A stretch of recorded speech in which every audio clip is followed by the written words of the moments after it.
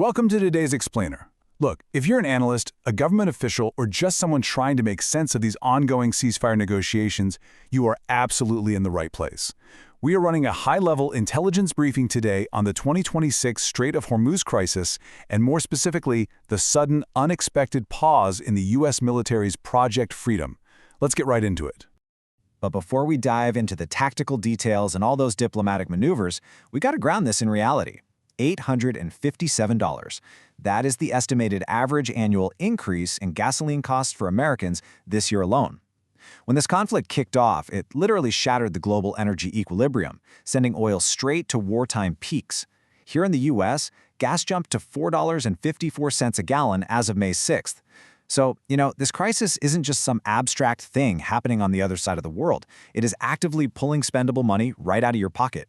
So here is our structured intelligence dossier for today's briefing. We'll cover 5 key areas. 1. The status of Project Freedom.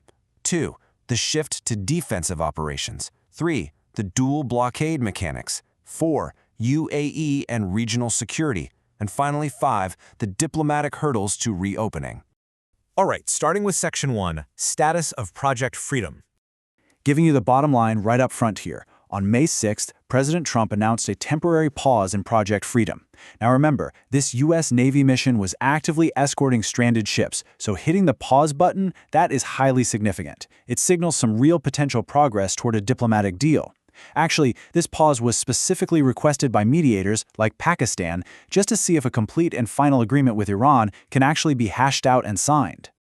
To really understand why these negotiations are happening right now, we have to zoom out and look at the macro-level fallout. Research from the International Journal for Multidisciplinary Research points directly to the initial U.S. and Israeli airstrikes, Operation Epic Fury, as the main trigger for what they call the Hormuz shock.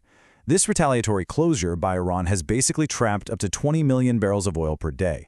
Just to put that into perspective, that is the effective removal of a full 1/3 of the global seaborne oil trade.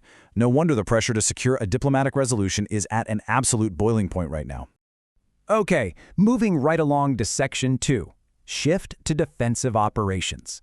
And when analyzing these ceasefire talks, you have to understand the incredibly stark contrast in how both sides are framing this. On one hand, U.S. officials, including Secretary of State Marco Rubio, argue that the offensive stage of the war is entirely over. They're framing their naval presence strictly as defensive, a rescue operation for stranded mariners. On the flip side, Iranian officials strongly maintain that any U.S. naval presence is an active ceasefire violation. They've been warning that unauthorized ships are going to face firm action. It is quite the ideological clash. Which brings us to Section 3, the dual blockade mechanics. So, this ideological clash we just talked about, it has physically manifested into a tactical stalemate on the ground. Analysts are calling it a dual blockade. The United States is blockading Iranian ports and has explicitly stated they'll intercept any commercial ships that try to pay tolls to Iran, and they are maintaining this full force even during the current pause. Meanwhile, Iran's blockade is using this highly sophisticated denial architecture. We're talking signature-agnostic smart mines, unmanned surface vessels, and widespread GPS jamming that makes commercial navigation practically impossible, or at least incredibly perilous. Next up is Section 4, UAE and regional security. This maritime stalemate isn't just staying in the water, it is aggressively spilling over. The UAE's air defenses have literally been working overtime. They intercepted 15 missiles and multiple drones in a single day, and they're reporting consecutive days of these active shootdowns. This level of kinetic activity forced the UAE to heavily restrict its national airspace.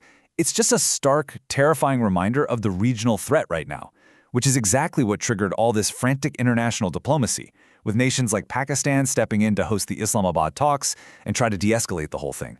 And finally, Section 5, Diplomatic Hurdles to Reopening Kolyma.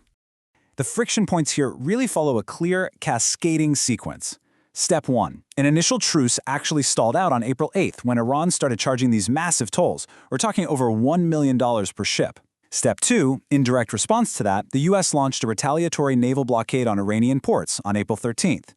Which leads us to Step 3, today's fragile reality. The May 6th pause is just the latest high-stakes attempt to resolve this exact standoff over tolls, blockades, and basic freedom of navigation.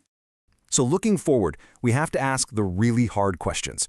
With Project Freedom paused and these intense, quiet negotiations underway, Is this finally the diplomatic breakthrough the global economy desperately needs? Or, are we simply looking at a brief tactical reload in a prolonged, absolutely devastating dual blockade? Keep your eyes locked on the status of those stranded tankers and the diplomatic signals coming out of Islamabad and Washington. Thanks so much for joining me for this intelligence briefing. Keep analyzing, and I will see you in the next explainer.